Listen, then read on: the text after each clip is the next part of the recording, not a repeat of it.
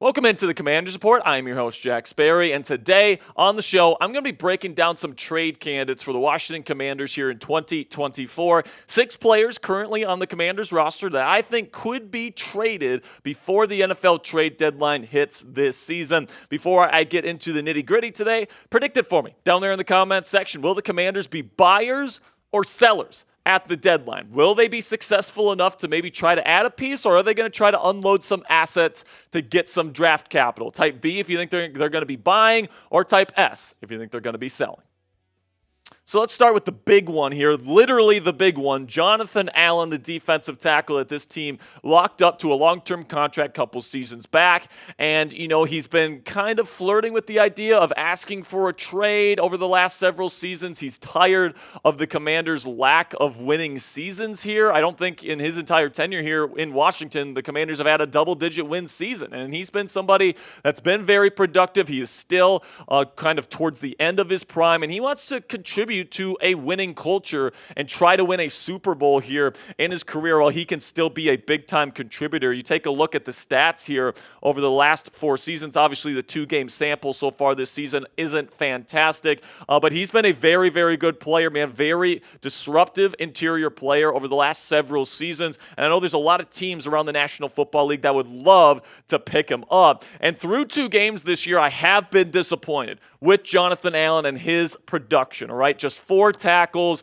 5 pressures, 3 hurries with 2 QB hits, and 0 sacks. I expect more out of Jonathan Allen. I really do. I mean, that 58.2 PFF grade that he's had through the first 2 weeks is the lowest of his career. If that would have been for a full season, the pass rush grade isn't a whole lot higher. Right now, he's ranking around the 55th best defensive tackle in football. So listen, man, when you're paying a guy as much as you're paying Jonathan Allen, especially on a rebuilding roster, I mean, right now you're paying him over $20 million per season in terms of his cap hit, and that's a big hit for somebody that's not generating much pressure right now. He's not doing a particularly great job as a run defender either. So the big question is Jonathan Allen really worth the money the Commanders are paying him? And if he doesn't really turn it up here by the trade deadline, does it make sense to go out and trade him? Because I do think a team that is in need of a defensive tackle, maybe like the Houston Texans or something like that, a team that could really use a guy like Jonathan Allen in their pursuit of a championship this year, I think they'd be willing to give up a day 2 draft pick, as high as a 2nd-round draft pick for a guy like Jonathan Allen that can be disruptive. He has been throughout his career.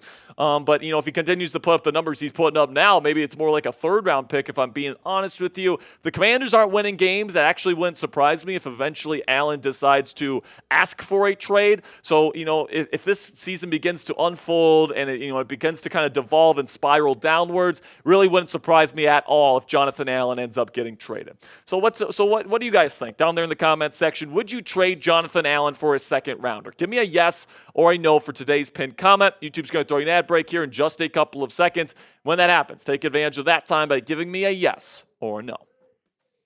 Okay, now let's get into my second trade candidate here, Darrick Forrest. And I'm a big fan of Darrick Forrest, man. I really am. I think he's a playmaker when he's out there, especially when he was out there in the Ron Rivera era. I thought he was one of the biggest playmakers on this defense, a big-time contributor on a really, really cheap contract. But it definitely seems like Dan Quinn and Joe Witt Jr. are phasing him out. They're playing Quan Martin and Jeremy Chin a whole lot more. And like I said, if the Commanders are sellers at the deadline, I think that there are teams out there that could really use an affordable safety that's a playmaker and is and has some experience in the National Football League as a starter as well. So that's where I'm kind of at with Darrick Forrest. I wish him the best. Obviously, he's going to be here with the Washington Commanders at least through the first portion of the season. But if there's a team out there that wants a free safety with experience, you can absolutely get that done. And I do think that he's somebody that can contribute to a winning culture in the National Football League somewhere. Probably gets around a day 3 pick. Then we get to our friends here at Game Time here before we get into the rest of our trade candidates today. Game Time is the fastest and easiest way to buy tickets for the sports, music, comedy, and theater in your area. And folks, we all know that experiencing a sporting event, especially a football game live, is unlike anything you can get from watching the game on your couch. Game Time Picks filters out the fluff to show you only incredible deals on great seats, so you don't have to waste time searching through thousands of tickets. You just search up an event you want to go to, whether it's a football game, baseball game, or even something outside of sports, like a concert or a music festival or a comedy show.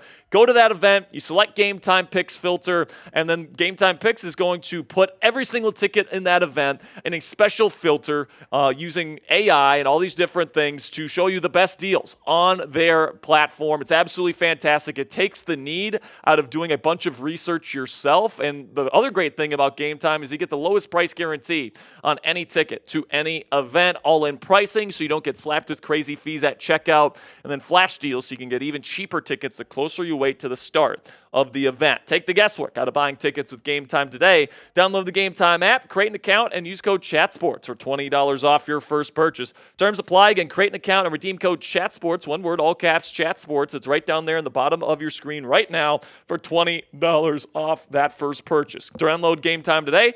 What time is it? Game time. Another player that is kind of getting phased out, in my opinion, here in Washington is Jamin Davis. He played a lot in the preseason. They're kind of trying to move him over to like defensive end. And, you know, I think that he's actually done a pretty good job, but he's not playing a whole lot right now. He's kind of a backup, kind of a rotational piece. And I do think if Adam Peters got the right price for Jamin Davis, say like a 4th or a 5th round pick, maybe even a 6th round pick, I think that the Commanders would probably take it. I don't think that they particularly love his skill set and his fit in this defense, unfortunately. You know, I wish they'd give him more of a chance here, but I'm not at practice. I'm not doing all these things. I'm not the coach. I'm not a part of the coaching staff, but, you know, it definitely seems like they're phasing him out at this point, which stinks for Jamin. But it's going to be interesting to see if there's anybody that's interested in adding a guy like Davis, who is very athletic and very promising still in his young NFL career. And then let's get to the receivers here. And let's do them all at the same time. I could see Olamide, Zaccheaus, Noah Brown, and Dyami Brown all getting traded. Now, I do think Noah Brown's less likely. I will say that right now because you just picked him up, and he did look pretty darn good in that first game that he played of the season against the Giants in Week 2. So maybe the Commanders are like, you know, we feel good about Terry McLaurin and Noah Brown, and, you know, Zaccheaus and Brown are the two more likely names on this list, talking about Dyami Brown. But keep your eye on the Pittsburgh Steelers, okay, because they are in desperate need of a number 2 receiver. They're kind of hoping that rookie out of Michigan, Roman Wilson, who comes back from an injury this week, is going to be able to step in for their number 2 receiver spot. Van Jefferson and Calvin Austin III just haven't gotten the job done in Pittsburgh. So listen, Olamide Zaccheaus is somebody that played under Arthur Smith, their new OC in Atlanta. You know, Arthur Smith has his guys. Zaccheaus is definitely one of those guys. But Noah Brown is also a very good fit for what Pittsburgh wants to do, kind of a bigger run-blocking type wide receiver. So if the Commanders get to the point at the trade deadline where they're not really winning games and you can get a 5th-round pick for either Olamide Zaccheaus or Noah Brown, I think that Adam Peters would probably take that and continue to build up the amount of draft capital that this Commanders team has heading into the 2025 offseason. So let me know down there in the comments section, would you trade Olamide Zaccheaus to the Pittsburgh Steelers for a 5th-round pick? Would you accept this trade? Give me an A for accept or type D for decline. Let me know what you guys are thinking down there in the comments section. If I am Adam Peters and the Steelers offer me a 5th-round pick for Olamide Zaccheaus, I am taking it every day of the week. So if you're a real one and made it to the end of the show, I greatly appreciate your support, and I want you to identify yourselves down there in the comments section. Type real one in the comments if you made it to the end of today's program. Make sure you guys click that subscribe button already, because if you're a real one, you made it to the end of the show, we're going to have another video like this, just like this tomorrow. So if you like what you heard today or not subscribed to the channel, help us get to 20,000 subscribers right now and join the Commanders Report family.